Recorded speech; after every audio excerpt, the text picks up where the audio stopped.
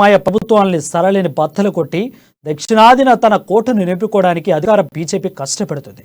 2024 లోక్సభ ఎన్నికల్లో బీజేపీ నుంచి అధికారాన్ని చేజిక్కించుకోవాలని కాంగ్రెస్ తీవ్రంగా ప్రయత్నిస్తుంది. మాజీ ప్రధాని హెచ్డి దేవేగౌడ్ నేతృత్వంలోని జేడీఎస్ తన శక్తులను ప్రచారంలో ఉంచి కింగ్గా ఎదగాలని కోరుకుంటుంది. ఈ నేపథ్యంలో కర్ణాటక ప్రజలు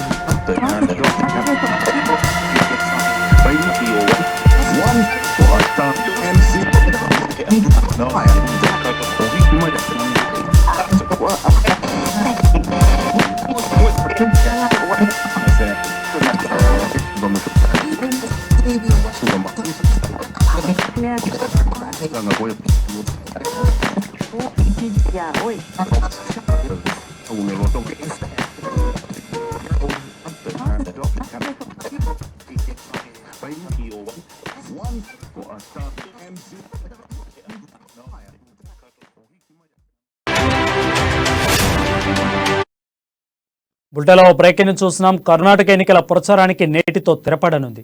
రాష్ట్రంలోని 3 ప్రధాన రాజకీయ పార్టీలు బీజేపీ, కాంగ్రెస్, జేడీఎస్ చివరి దశ కసరత్తుతో నిమగ్నమై ఉన్నాయి.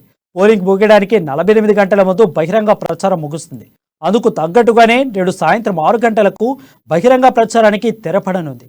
బహిరంగ ప్రచారం ముగిసిన తర్వాత అభ్యర్థులెవరూ లౌడ్ స్పీకర్ కన్వెన్షన్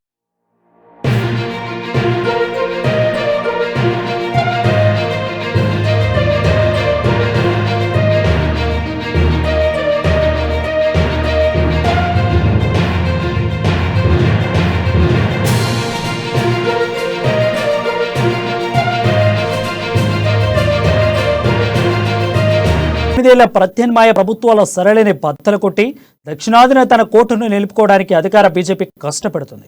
2024 లోక్సభ ఎన్నికల్లో బీజేపీ నుంచి అధికారాన్ని చేజిక్కించాలని కాంగ్రెస్ తీవ్రంగా ప్రయత్నిస్తుంది. మాజీ ప్రధాని హెచ్డి దేవేగౌడ నేతృత్వంలో జేడీఎస్ తన శక్తియుక్తులను ప్రచారంలో ఉంచి కింగ్గా ఎదగాలని కోరుకుంటుంది. ఈ నేపథ్యంలో కర్ణాటక ప్రజలు ఎవరికి పట్టం కడతారో అనేది ఆసక్తికరంగా మారింది.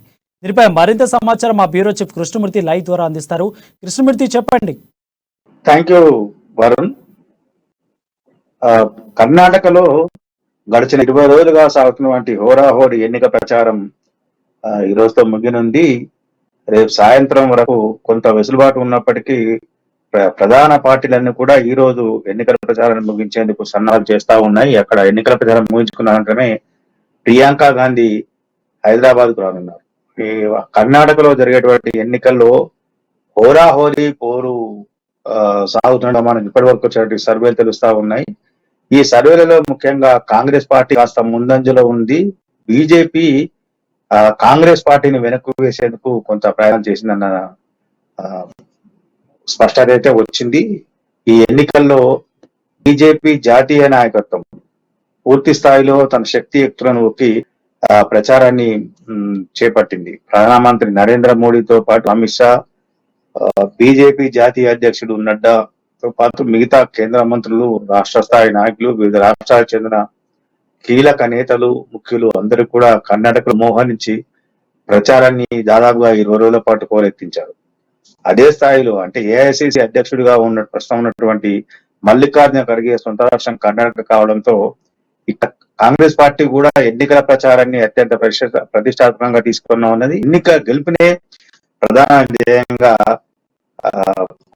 అంటే కర్ణాటక ఖర్గే ఏఐసిసి అధ్యక్షుడిగా బాధ్యతలు చేపట్టి జరిగే తొలి ఎన్నిక ఆయన రాష్ట్రం కాబట్టి ఖర్గే కూడా అత్యంత ప్రతిష్టాత్మకంగా తీసుకుని కర్ణాటకలోనే పూర్తి స్థాయిలో మొక్కం వేసి అక్కడ పార్టీ శ్రేణులను, నాయకులను మొత్తంగా ప్రచారం వైపు మళ్లించారని చెప్పొచ్చు.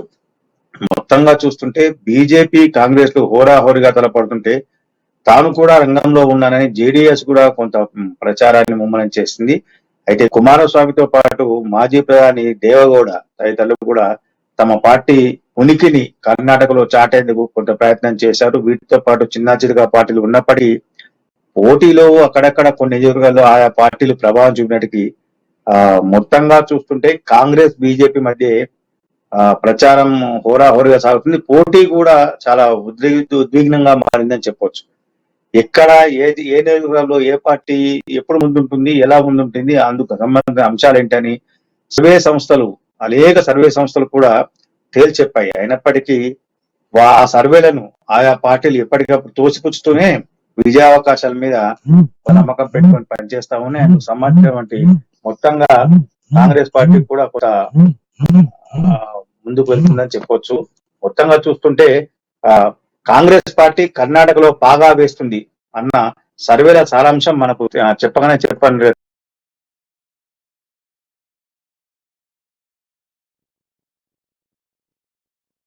Right, thank you Krishnamurthy.